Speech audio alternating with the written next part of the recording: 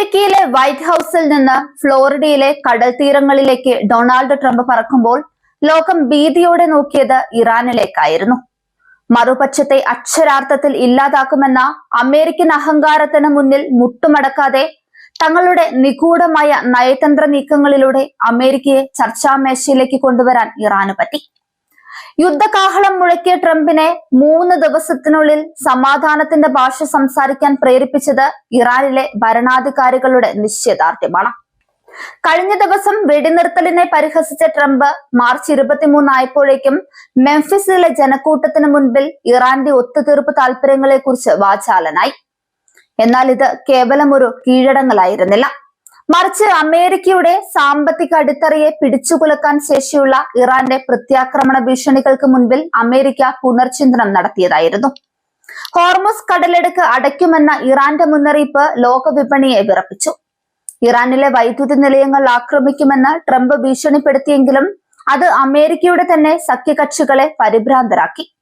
ഇറാന്റെ പ്രത്യാക്രമണം മേഖലയിലെ ജലശുദ്ധീകരണശാലകളെയും ഊർജ കേന്ദ്രങ്ങളെയും തകർക്കുമെന്ന തിരിച്ചറിവ് അമേരിക്കയെ പ്രതിരോധത്തിലാക്കി.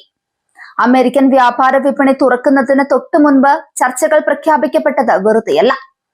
ഇറാന്റെ കരുത്തറിയാവുന്ന വാൾസ്ട്രീറ്റിൽ അതോടെ ഓഹരികൾ കുതിച്ചുയരുകയും എണ്ണവില കുത്തനെ ഇടിയുകയും ചെയ്തു. അമേരിക്കയുടെ സാമ്പത്തിക നെഞ്ചരിച്ചൽ മാറ്റാൻ ഇറാന്റെ നയതന്ത്ര ഇടപെടലുകൾക്ക് സാധിച്ചു എന്നത് ഇറാന്റെ വിജയമാണ്. അമേരിക്കയുമായി നേരിട്ട് സംസാരിക്കാൻ വിസമ്മതിച്ച ഇറാൻ പാകിസ്ഥാൻ, തുർക്കി, ഈജിപ്ത്, ഒമാൻ തുടങ്ങിയ രാജ്യങ്ങളെ തങ്ങളുടെ സന്ദേശവാഹകരാക്കി മാറ്റി. ലോകത്തെ വൻ ശക്തിയായ അമേരിക്കയ്ക്ക് പോലും ഇറാന്റെ നിബന്ധനകൾ അറിയാൻ മറ്റു രാജ്യങ്ങളെ ആശ്രയിക്കേണ്ടി വന്നു എന്നത് ഇറാന്റെ അന്താരാഷ്ട്ര സ്വാധീനം വെളിപ്പെടുത്തുന്നു. പാകിസ്ഥാൻ ആതിഥേയത്വം വഹിക്കുന്ന ചർച്ചയിൽ അമേരിക്കൻ പ്രസിഡന്റ് JD വാൻസ് പങ്കെടുക്കുമെന്ന വാർത്തകൾ പുറത്തു വരുന്നുണ്ട്. ഇറാന്റെ അയൽ രാജ്യമായ പാകിസ്ഥാൻ ഈ ചർച്ചകളിൽ നിർണായക പങ്കുവഹിക്കുന്നത് മേഖലയിൽ ഇറാന്റെ അയൽപക്ക നയതന്ത്രം എത്രത്തോളം ശക്തമാണെന്ന് തെളിയിക്കുന്നു. താൻ ചർച്ച നടത്തുന്ന ഇറാനിയൻ ഉദ്യോഗസ്ഥൻ ആരാണെന്ന് വെളിപ്പെടുത്താൻ ട്രംപിന് സാധിച്ചിട്ടില്ല.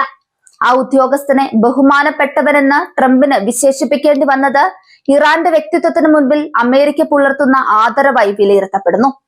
അതേസമയം ചർച്ചകളെ പരസ്യമായി നിഷേധിച്ചുകൊണ്ട് ഇറാൻ തങ്ങളുടെ അന്തസ് മുറുകെ പിടിച്ചു.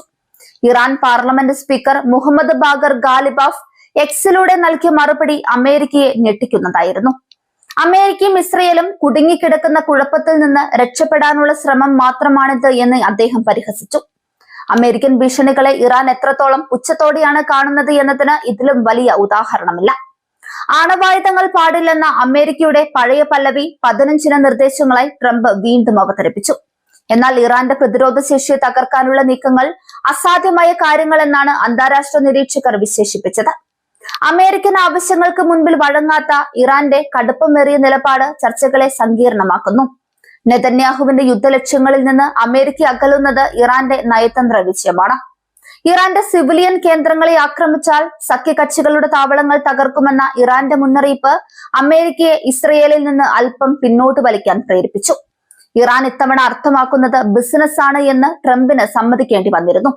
പതിറ്റാണ്ടുകളായി തങ്ങളെ ഉപരോധങ്ങളിലൂടെ തകർക്കാൻ ശ്രമിച്ച വൻ ശക്തിയെ കൊണ്ട് സമാധാനത്തിന്റെ പാത തെരഞ്ഞെടുപ്പിക്കാൻ ഇറാന്റെ പോരാട്ടവീര്യത്തിന് സാധിച്ചു.